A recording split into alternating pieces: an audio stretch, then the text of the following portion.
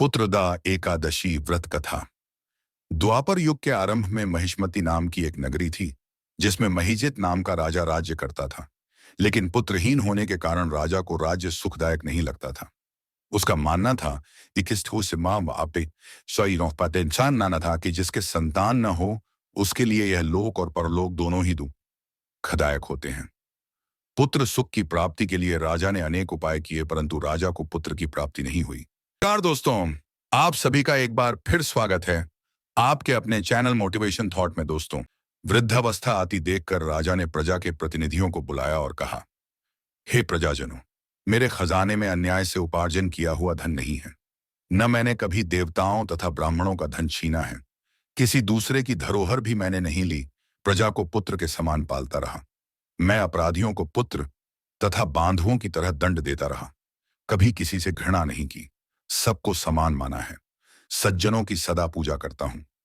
इस प्रकार धर्मयुक्त राज्य करते हुए भी मेरे पुत्र नहीं है, सो मैं अत्यंत दुपलंक हूं। इसका क्या कारण है? राजा महिजित की इस बात को विचारने के लिए मंत्री तथा प्रजा के प्रतिनिधि वन को गए। वहां बड़े बड़े ऋषि मुनियों के दर्शन किए।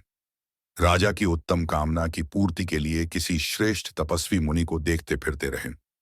एक आश्रम में उन्होंने एक अत्यंत वयोवृद्ध धर्म के झाता, बड़े तपस्वी, परमात्मा में मन लगाए हुए निराहार, जितेंद्रिय, जितात्मा, जित क्रोध, सनातन धर्म के गूढ़ तत्वों को जानने वाले, समस्त शास्त्रों के झाता महात्मा लोमश मुनि को देखा, जिनका कल्प के व्यतीत होने पर एक रोम गिरता था। सबने जाकर ऋषि को प्रणाम किया। उन लोगों को देखकर मुनि ने पूछा कि आप लोग किस कारण से आए हैं? निकम, संदेह मैं आप लोगों का हित करूंगा। मेरा जन्म केवल दूसरों के उपकार के लिए हुआ है, इसमें संदेह मत करो। लोमश ऋषि के ऐसे वचन सुनकर सब लोग बोले, हे महर्षि, आप हमारी बात जानने में ब्रह्मा से भी अधिक समर्थ हैं। अतः आप हमारे इस संदेह को दूर कीजिए। महिष्मतिपुरी का धर्मात्मा राजा महिजित प्रजा का पुत्र के समान पालन करता है, फिर भी वह पुत्रहीन होने के कारण दुखी है। उन लोगों ने आगे कहा कि हम लोग उसकी प्रजा हैं, औक्ष से हम भी दुखी हैं। आपके दर्शन से हमें पूर्ण विश्वास है कि हमारा यह संकट अवश्य दूर हो जाएगा, क्योंकि महान पुरुषों के दर्शन मात्र से अनेक कष्ट दूर हो जाते हैं। अब आप कृपा करके राजा के पुत्र होने का उपाय बतलाएं। यह वार्ता सुनकर ऋषि ने थोड़ी देर के लिए नेत्र बंद किए और राजा के पूर्व जन्म का वृत्तांत जानकर कहने लगे कि यह राजा पूर्व जन्म में एक निर्धन वैश्य था। निर्धन होने के कारण इसने कई बुरे कर्म किए। यह एक गांव से दूसरे गांव व्यापार करने जाया करता था। एक समय ज्येष्ठ मास के शुक्ल पक्ष की द्वादशी के दिन मध्याह्न के समय जबकि वह 2 दिन से भूखा प्यासा था, एक जलाशय पर जल पीने गया। उसी स्थान पर एक तत्काल की ब्याही हुई प्यासी गौ जल पी रही थी। राजा ने उस प्यासी गाय को जल पीते हुए हटा दिया और स्वयं जल पीने लगा। इसीलिए राजा को यह दुख एक हक सहना पड़ा।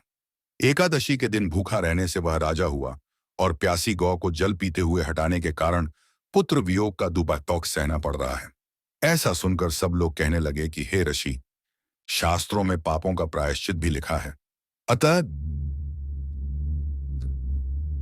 जिस प्रकार राजा का यह पाप नष्ट हो जाए, आप ऐसा उपाय बताइए। लोमश मुनि कहने लगे कि श्रावण शुक्ल पक्ष की एकादशी को, जिसे पुत्रदा एकादशी भी कहते हैं, तुम सब लोग व्रत करो और रात्रि को जागरण करो, तो इससे राजा का यह पूर्व जन्म का पाप अवश्य नष्ट हो जाएगा। साथ ही राजा को पुत्र की अवश्य प्राप्ति होगी।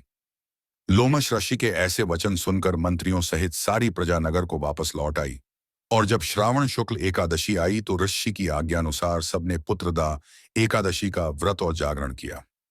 इसके पश्चात द्वादशी के दिन इसके पुण्य का फल राजा को दिया गया। उस पुण्य के प्रभाव से रानी ने गर्भ धारण किया और प्रसव काल समाप्त होने पर उसके एक बड़ा तेजस्वी पुत्र उत्पन्न हुआ। इसीलिए हे राजन, इस श्रावण शुक्ल एकादशी का नाम पुत्रदा पड़ा। अतः सुख की इच्छा हासिल करने वाले इस व्रत को अवश्य करें। इसके महात्म्य को सुनने से मनुष्य सब पापों से मुक्त हो जाता है और इस लोक में संतान सुख भोग कर परलोक में स्वर्ग को प्राप्त होता है। जय श्री हरि।